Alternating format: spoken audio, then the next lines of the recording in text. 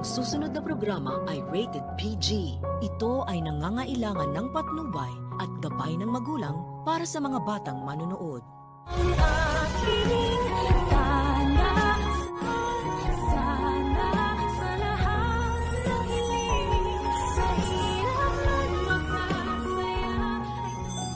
Tinawagan ni Moira si Balahadja para tanungin kung kamusta na daw ang pinagawa niya sa mga bago nilang recruit.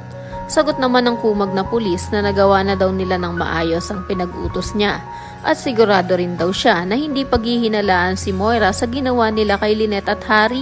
Talagang napakasama na ng imahe ng mga kapulisan dahil dito sa abot kamay. Speaking of Harry naman, wala na namang malay ang kaawa-awang binatilyo.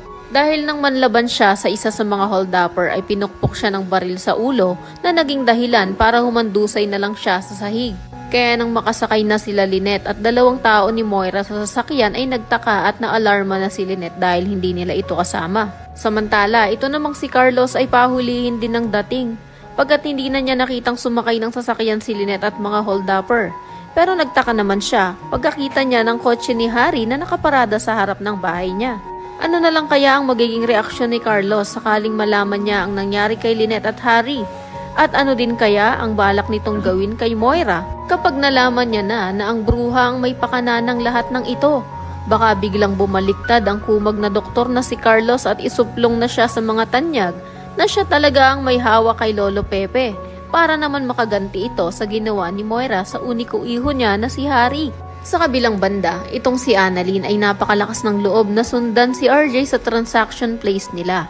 Pero hindi naman siya hinayaang mag-isa ni na Regan at Doc Lyndon na tumawag din ng backup at yun nga ay walang iba kung hindi ang mga former marites ng Apex na sina Nurse Karen at Ivan. Paliwanag nga nila kay Annalyn na sabi daw kasi ni Doc Lyndon na re-rest back sila kaya nag-disguise ang mga ito. At nang hindi makilala ang pagkakakilanlan nila. Ito ring si Moira ay nag-disguise rin bilang isang nagtitinda sa palengke. Pagkat nakabistida at nagpalit pa ng wig para hindi siya makilala habang pinaglalaruan niya si RJ. Nang tawagan niya kasi si Robert ay sinabi niya rito na bigla daw nagbago ang isip niya at parang mas gusto niya na lang daw patayin si Lolo Pepe. Pati na rin itong si Robert. Napatitig na lang tuloy si RJ sa laser na nakatutok na sa katawan niya. Mailigtas pa nga kaya nila si Lolo Pepe o isa na namang nakaka-stress na eksena ang mapapanood natin bukas. O pwede rin naman kasing sina Nurse Karen at Ivan ang makakita kay Moira na mukhang palengkera. Kaya mapapatunayan pa rin ni Annalyn na tama ang lahat ng hinala niya na pakululang ni Moira ang lahat. Yan ang mga dapat nyo pang abangan. Kaya naman kung isa ka rin sa mga nagnanais na lumitaw naman itong si Kinito na assistant ni Lolo Pepe dahil ngayon